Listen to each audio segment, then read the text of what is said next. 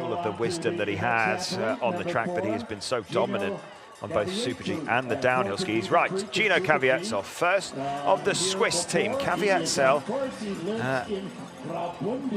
9th in Soudal in the opener. Didn't compete in the downhill yesterday. Let's see how he's able to deal with these opening turns and getting compressed a little bit, but staying ahead of the game. Will need to draw on all of those technical abilities, but you can see not quite able to find the flow in these top turns, Marcel. Yeah, he was much too round on those top turns. It's a bit because he didn't have that experience from yesterday's race.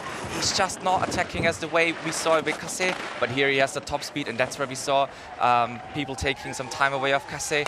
Nice over the roller here, and now it's all about the tuck position, and he's getting quite a lot of time in this section. Yeah, and he'll be building with that high speed on the gun. He'll be finding more and more time against Cassé. He might have given away a lot of time at the top. There's been nothing wrong with the lower two-thirds of this run. Nicely aggressive as he comes over the Harrier section. Now needs to fully commit, fully light up these outside skis. The altitude, don't forget, a real key factor in the races, as Gino Caviezel, with a great lower half to his run, finds the lead by 0.46 of a second. May pay for those more tentative turns at the top, though. Yeah, it took him a bit of time to get into the groove today, but the top. The French challenge continues. Cyprien Sarrazin. Whoa, down on the second turn there. We talked about that cross rut. Thankfully, he was able to get up just as quick as that, and continues on. Will have cost him some time, obviously, but maybe not too much, as Sarrazin really now has the bit between his teeth. Well, he's really got that, took that as a wake-up call. He's very light in the line there. He's still sneaked himself in there. That would have cost another bit of time. He's really trying very hard now. He's pushing everything he can. Very direct line in here. He's got to make sure that he's now going deep over this roller, being pushed out of position, but he's making the gate, carrying some nice speed into the flats here. Yeah, really, you could see just him reaching for that left leg off the back of the roller. Lovely positioning. Now you expect to see him go from strength to strength. Mistake right at the top, and he's bounced back from that, and he's on a mission here. 0.6 of a second, the right side of the clock, going on towards his inside ski yet again, as Cyprien Sarrazin is all over the place, but somehow he's still fast, absolutely flying, putting everything on the line, and stays in his tuck as Sarrazin charges on. Surely that's the lead, but a run littered with errors, still sees 0.65 of a green light. Well, that was pretty impressive after the second gate that we saw. Unbelievable run from Sarrazin. Make mistakes, but he was just letting those skis run down the mountain. Well, Austria in the start gate. 2 Austrians have already pushed out of the gate, and neither of them have made it to the finish. So let's see how the messages have been getting back to Vincent Kriechmayr as he starts his challenge down the birds of prey. Just keep an eye on the skis. Needs to try and make sure that they're running as cleanly as he possibly can, as Kriechmayr, slightly cautious, Marcel, in the opening turns, but still bang in touch. It was not a bad opening section, but let's not forget, Cyprien had a huge mistake on the top there. His outside ski is just a bit chattering, but now we know he has such an aerodynamic position. He's such a smart skier, but he gives himself quite a lot of room here, being still pushed onto the heels there. I don't think he will be able to carry that much speed into the flat. Oh, 0.3 off. He's lost a couple of tenths. There's a big gap between first and second now. And he will have to draw on all of that subtle movement. He'll have to nail the line, getting slightly late. He came into Golden Eagle. Just needs to stomp on this right footer. 0.38 as he tries to make some of that time back. We saw some mistakes from Cyprien Sarrazin through this lower quarter as well. But is it the cleanest run we've seen from Vincent Kriechmayr? Maybe not. The speed okay on the gun, but the Austrian pushing hard. Is he going to get himself onto a podium spot? Into second position. Just sneaks in front of Caviezel. 0.65 of a second was Caviezel. And let's see how he tackles this hill. There you go.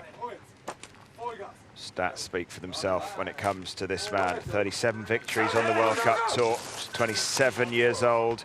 Second in yesterday's race, and it was a line error that cost him the victory, arguably 24 hours ago. Oh, just not quite getting the grip on that left footer on some of these fall away turns, but as ever, full risk, full attack from Odermatt. Yeah, we can see that his skis are snapping so well, but he makes a couple too many mistakes, but that's what we are used to seeing from Odermatt.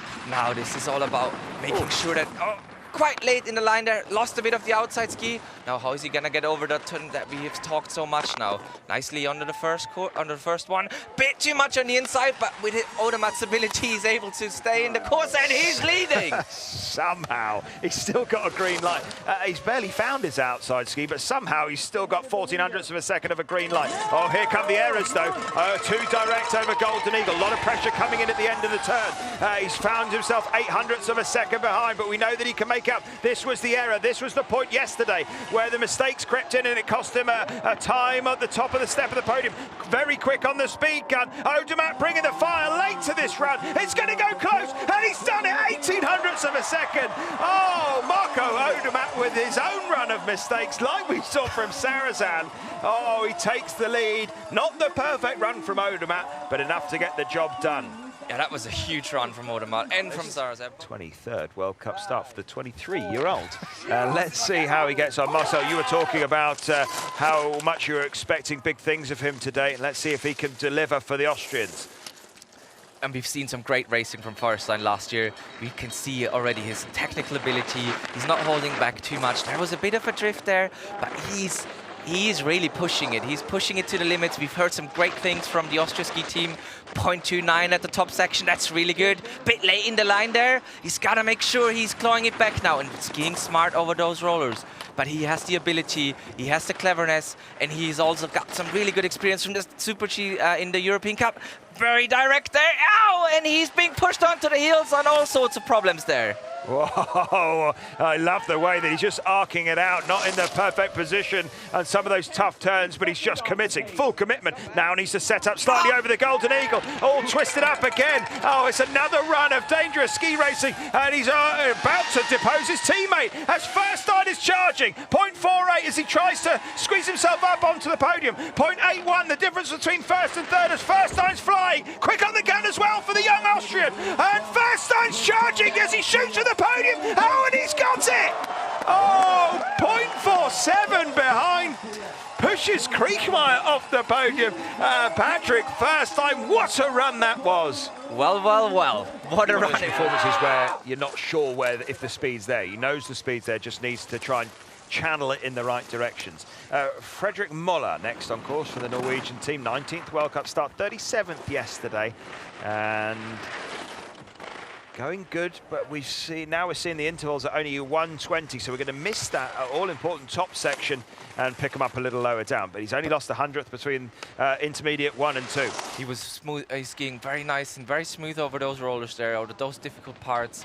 Nice line here as well. He's looking very good today, Muller. How is he going? And he is clawing back something. That's on the way to a podium. Wow, that's a lot of time to claw back some lovely, smooth, fluid skiing from the Norwegian, and he's absolutely continuing that now. Drops straight down into his tuck position. He's going quick. The speed on the gun is okay as well as Muller pushing all the way. Oh, and into 4th position. What a run!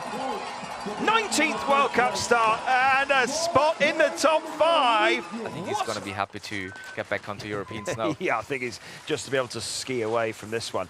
As racing continues, Giovanni Franzoni, 27th yesterday. It was a good showing from a high bib number. 1400's all that he's off at this point. This is great skiing as we pick him up down towards this very tricky section. Very slow on the speed gun. I wonder if that's not quite right. Well, the next intermediate will tell us.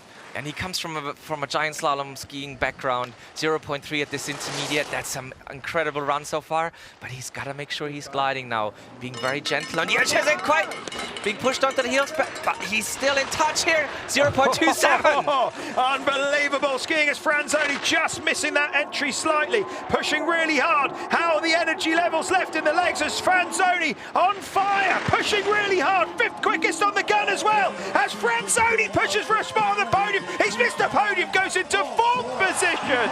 Oh, tied 4th with Muller. Franzoni, unbelievable skiing. What a run from Franzoni.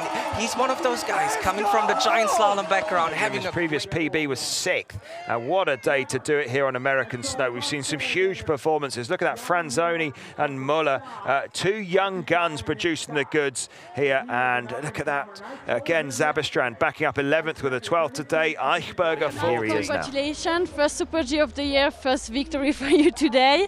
How was it? Do you think it was an advantage to start a little bit with a higher bib today so you could see the first racer?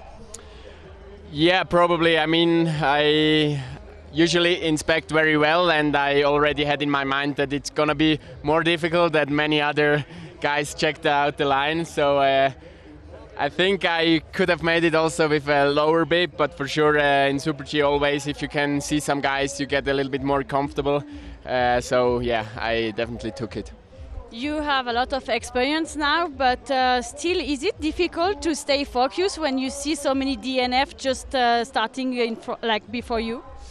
No, not really, because I had a very clear plan in my mind, and all the DNFs somehow showed me that my plan was right. So this also gives you some confidence, even if you, they are also the best skier in the world, so usually not that many DNFs happens, but I just have to focus on myself. I raced yesterday, I raced today, I race tomorrow. Looks like the weekend is perfect on. Yeah, absolutely. After didn't finish in Selden, it was a very important weekend for me. So with 2 podiums, 1 victory like this, hopefully, I definitely take it.